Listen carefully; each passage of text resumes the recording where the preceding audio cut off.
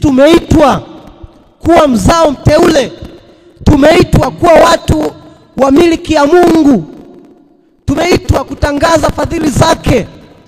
Yeye aliyetutoa gizani, tuwaonyeshe wengine habari za Yesu anayeokoa. Bwana Yesu asifiwe.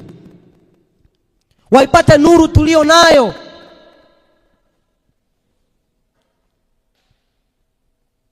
Lakini leo wengi tumekunja mikono. Leo wengi tumelala huku roho zinaangamia. Tusikubali kulala roho zikiangamia. Bwana asifiwe. Usilale wakati roho zinaangamia.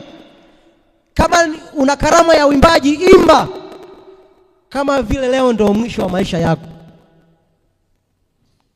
Kama wewe ni mwinjilisti, tumika kama leo ndio siku ya mwisho katika maisha yako.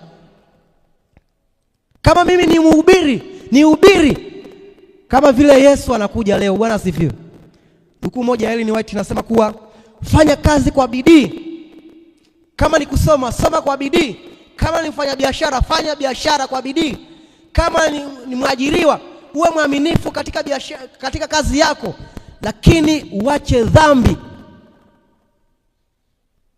kama vile Yesu anakuja leo.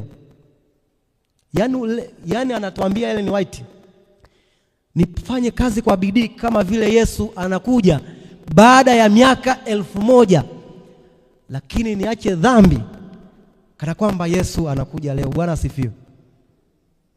Tunaweza tukaona utofauti wa miaka 1000 na siku moja. Hello. Kuna utofauti mkubwa sana wa kufanya kazi miaka 1000 na Yesu kuja leo. Kwa hiyo anatuhimiza katika kazi tunazozifanya tufanye kwa uaminifu. Tufanye kama vile Yesu anakuja leo. Maana hatujui saa atakapokuja. Bwana asifiwe. Lakini Yesu anasema lazima tujitahidi. Mtu mmoja akamuuliza Yesu, nifanye nini? Akauliza, je, Yesu, ni watu wangapi watakaookolewa? Yesu akamwambia, jitahidini. Maana wengi watatamani kuingia lakini wasiweze.